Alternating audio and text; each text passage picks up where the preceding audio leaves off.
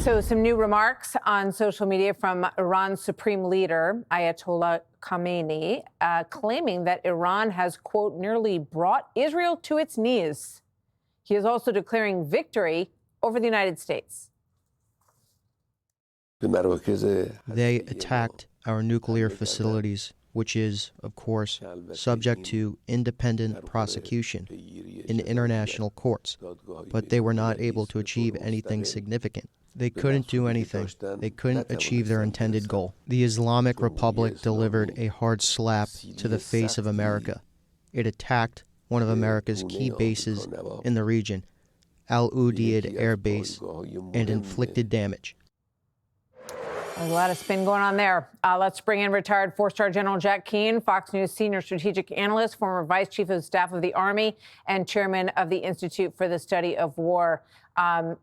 He's trying to spin this for his people. How effective can he be, given the fact that they don't have a lot of free press in Iran, sir?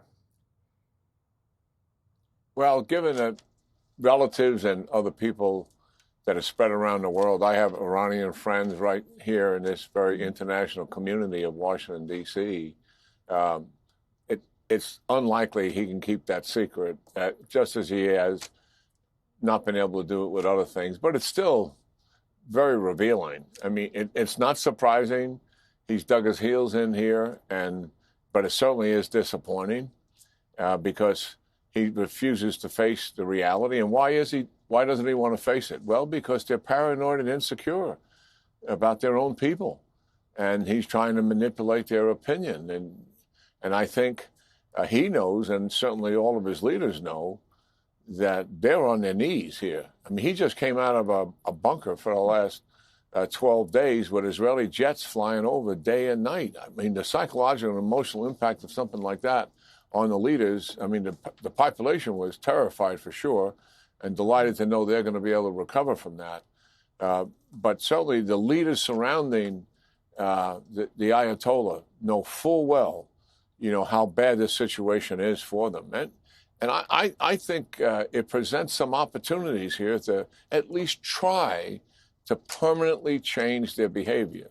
I listened to the discussion that Senator Graham had, and I agree with him. The president, initially said, well, what's the purpose of having negotiations with these guys? We've taken down their nuclear program. That was the objective. And he knows full well, they're likely going to continue to stiff him. But it is worth a try. And he changed his mind and said, no, let's get on with this thing. We have a lot to offer them if they're willing to make some change. But the change has got to be fundamental. I depart with Senator just a little bit here. The first thing has got to be independent inspectors go to all nuclear sites, assess the damage. If it still needs to be dismantled, then they dismantle it. They don't agree to that. There's not much else to talk about. And then certainly you've got to stop funding the proxies. You've got to cease terrorist operations and overall stop the malign and aggressive behavior in the region that has so destabilized the region for 45 years. And yes, recognize the state of Israel, that they have a right to exist.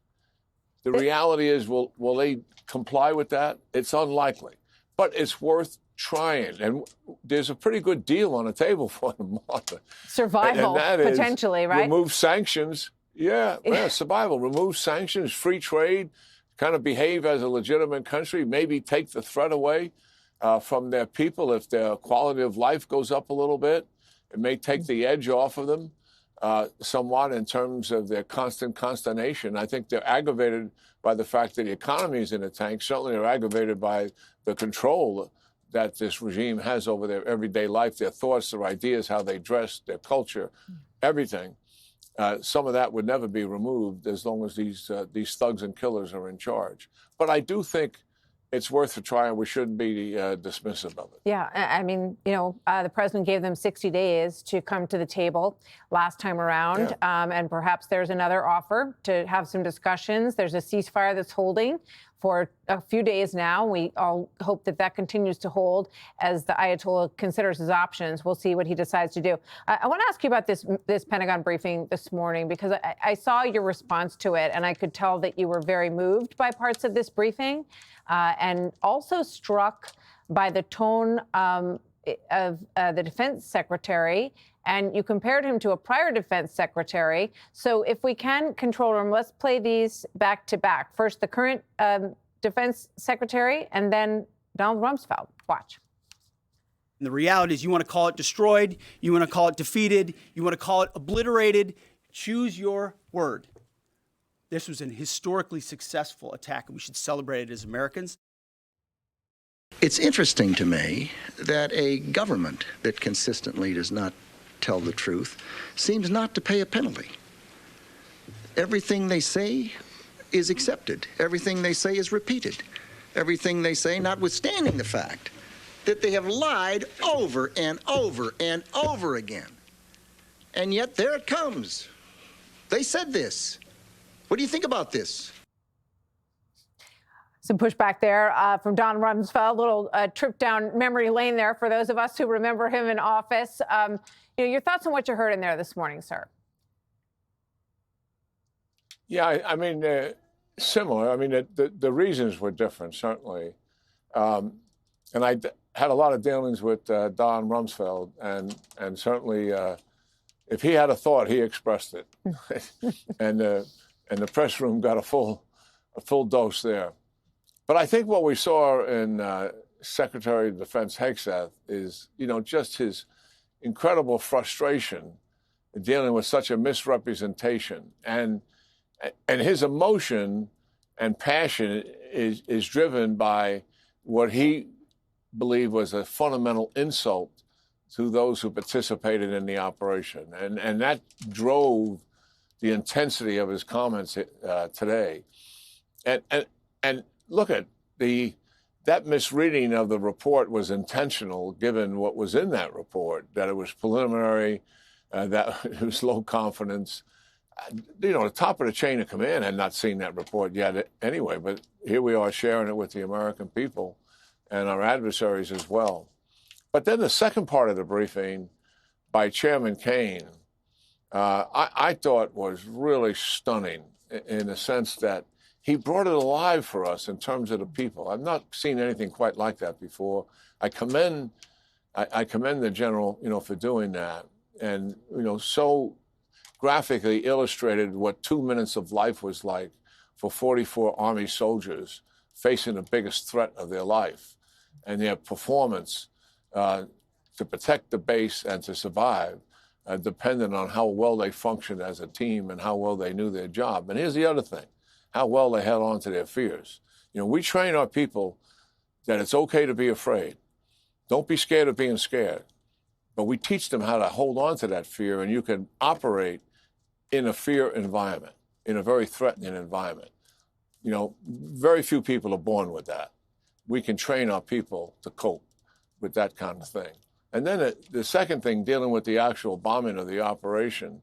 And I was stunned when he said we had people working on this for 15 years who, one, started in 2009. By the way, the target was provided by Iranian resistance. And then they watched that target every single day as it emerged into something very sophisticated and almost impossible to deal with. And they had to bring in consultants, and I'm sure, and they concluded that we don't have anything in the arsenal. We have to get a special munition. They did that. They developed it. They tested it. And then we saw the marvelous results of it. We haven't done anything like that in terms of special munition, special target, time to develop it since the atomic bomb at the end of World War II. I mean, obviously different intents here, but there is a sufficient analogy here. And credit to those people who devoted more than 15 years of your life. Extraordinary. No, it's extraordinary dedication. It's extraordinarily patriotic. I'm so glad, as you are, that he shared this story with us. You think about these individuals going around with this in their mind and in their heart all day long. This is their mission, that they want to take out this Iranian nuclear facility, and that they are dedicating their lives to the proper study of the geography around it, the geology of the ground around it, every brick, everything that they watched, built. And then they said, you know what, we've now determined this is the kind of bomb that we're going to need to take it out. It's an extraordinary story, and I hope we hear a lot more about it. General Jack Keane, actually, everyone can hear a lot more about it. Let me add one. Yeah, go ahead. Martha, let me add one thing real quickly. I mean, when people get talk about our troops, and they've been with them. This is what we're talking about. I mean, we get inspired by the people that are around us. I often, people, what was it like for you to have a career in the military? I said, I lived a life among heroes. If I was going to write a book, that's what it would be. My life among heroes. I, every day, got inspired by the people he was describing here. Military and civilian who were dedicated to this cause, who sacrificed so much to get it right for the American people. I've always been in awe of them, and I love being around them. I still love associated with them to this day. And it was reflected in that briefing today, and I really applaud the chairman for it. Well, we love being around you for that same reason, because we like to be around heroes, and we hope a little bit of it rubs off on the rest of us. General, thank you very, very much. It's always good to have you here. I hope you write that book, because we'd all like to read it. Thank you, General Jack. Hey, Sean Hannity here. Hey, click here to subscribe to Fox News YouTube page and catch our hottest interviews and most compelling analysis. You will not get it anywhere else.